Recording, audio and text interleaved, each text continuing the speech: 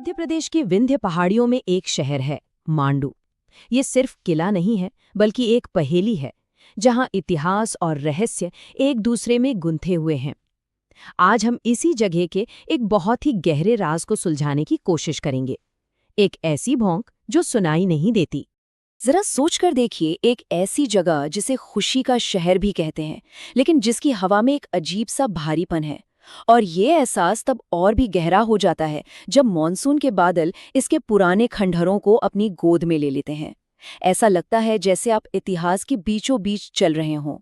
इस पूरे रहस्य के दिल में एक शब्द है, सन्नाटा। और ये कोई मामूली खामोशी नहीं है।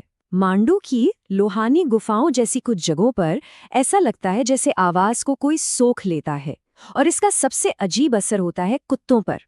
वो भौंकने के लिए मुंह तो पूरा खोलते हैं, लेकिन आवाज गायब। तो आखिर इस खामोशी के पीछे है क्या? इससे पहले कि हम विज्ञान की तह तक जाएं, आइए सदियों से चली आ रही उस कहानी को सुनते हैं जो वहां के लोग सुनाते हैं। ये कहानी है एक बेहद वफादार पहरे की। कहानी शुरू होती है गौरी राजवंश के समय से। सुल्तान का एक बहुत ही वफादार शिकारी कुत्ता था, जो उसका सबसे भरोसेमंद गार्ड था।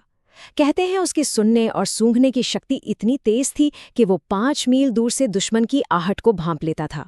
फिर एक रात, जब पूरा महल गहरी नींद में था, दुश्मनों ने हमला कर दिया।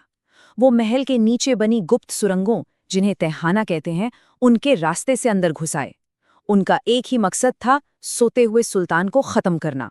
जैसे ही उस वफादार कुत्ते ने हमलावरों को महसूस किया और अपनी सेना को जगाने के लिए भौंकना चाहा, कहानी ने एक बहुत ही डरावना मोड़ ले लिया। उन हत्यारों के साथ सिफली इल्म यानी काले जादू का एक माहिर जादूगर था। उसने हवा में ही एक मंत्र पढ़ा, एक बंधन मंत्र। और उस मंत्र का असर फौरन हुआ। कुत्ते का गला कांपता रहा, उसका सीना फूलता रहा, लेकिन एक भी आवाज बाहर नहीं आई।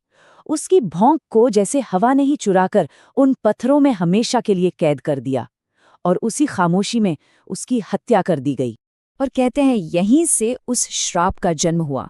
वहां के लोगों का मानना है कि उन कमरों के पत्थर जैसे सीख गए हैं कि आवाज को कैसे निगलना है।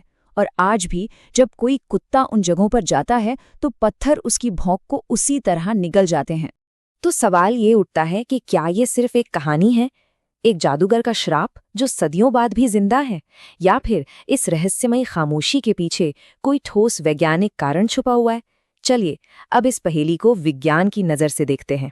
पहला वैज्ञानिक सिद्धांत हमें मांडू के आर्किटेक्ट्स की तरफ ले जाता है, उनकी अविश्वसनीय समझ की ओर। क्या हो अगर ये कोई श्राप हो ही ना, बल्कि एक बहुत ही सोची समझी बेहतरीन इंजीनियरिंग का नतीजा हो। देखिए, मांडू में एक इको पॉइंट भी है जहां आवाज गूंजती है। अब ये कितनी दिलचस्प बात है कि अगर उस जमाने के आर्किटेक्ट्स ये जानते थे कि आवाज को कैसे बढ़ाना है, कैसे गुंजाना है, तो ये तय है कि वो इसका उल्टा भी जानते होंगे, यानी आवाज को खत्म कैसे करना है। तो ये डेड जोन काम कैसे करता है? इसे बनाने में बेसाल्टिक चट्टान का इस्तेमाल हुआ है। दीवारों पर चूना, रेत और गुड़ का एक खास प्लास्टर लगाया गया है। ये दोनों चीजें मिलकर एक ऐसी सतह बनाती हैं जो साउंड को एब्जॉर्ब कर लेती है, खासकर कुत्ते की भौंक जैसी हाई फ्रीक्वेंसी साउंड्स को। जब कोई आवाज ही नहीं होती तो जानवर एक तरह के सदमे में चला जाता है और चुप हो जाता है। लेकिन रुकिए, एक और थ्योरी भी है, और ये शायद पहले वाली से भी ज्यादा रहस्यमय है। ये उस आवाज के बारे में है जिसे हम सुन नहीं सकते, लेकिन हाँ, महसूस जरूर कर सकते हैं। इस आवाज को कहते हैं इंफ्रासाउंड। ये एक बहुत ही लो फ्रीक्वेंसी साउंड है जिसे इंसानी कान नहीं पकड़ पाते। मांडू के खंडहरों में जब हवा संकरी सुरंगों और गहरे कुओं से गुजरती है तो ये आवाज अपने आप पैदा होती है। तो इसका असर क्या होता है? इंसानों को बस एक अजीब सी बेचैनी महसूस होती है, या ऐसा लगता है कि कोई उन्हें देख रहा है। लेकिन कुत्तों के लिए ये एक फिजिकल अटैक जैसा है। ये आवाज उनके कानों पर एक दबाव बनाती है, जिससे वो डर के मारे पूरी तरह जम जाते हैं। इसी को अकूस्टिक पैरालिसिस या ध्वनिक पक्षाघात कहते हैं। तो अब हमारे सामने 3 अलग-अलग एक्सप्लेनेशंस हैं, एक सदियों पुरानी लोक कथा और 2 वैज्ञानिक सिद्धांत। चलिए जरा इन तीनों को एक साथ रख के देखते हैं कि मामला क्या है। तो एक तरफ है जादूगर का श्राप जो कहता है कि पत्थर आवाज चुरा लेते हैं, दूसरी तरफ है साउंड प्रूफ आर्किटेक्चर जो कुत्ते को सदमे में डाल देता है, और तीसरी तरफ है डरा देने वाला इंफ्रासाउंड जो उसे पैरालाइज कर देता है। कमाल की बात यह है कि तीनों का नतीजा एक ही है, एक खामोश भौंक। अब इस विज्ञान को एक असली अनुभव में बदलते हैं। सोचिए, कोई अपने कुत्ते के साथ सूर्यास्त के वक्त मांडू के किसी तहखाने में है। कुत्ता किसी अंधेरे कोने को देखकर गुर्राने के लिए जैसे ही मुंह खोलता है, आवाज की जगह सिर्फ एक भयानक सन्नाटा छा जाता है। खामोशी इतनी गहरी कि वो खुद एक आवाज बन जाती है।